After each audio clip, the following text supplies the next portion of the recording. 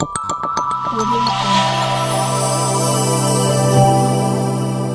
Jungle.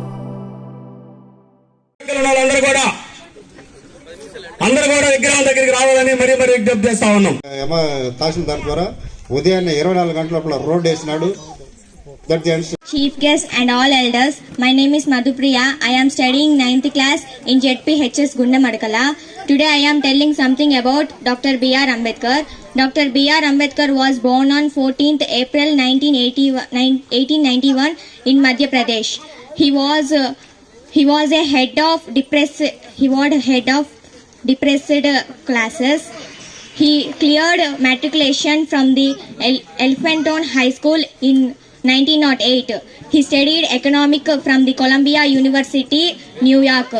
He awarded doctorate degree in economics by the chairman of drafting committee, often called the father of Indian Constitution.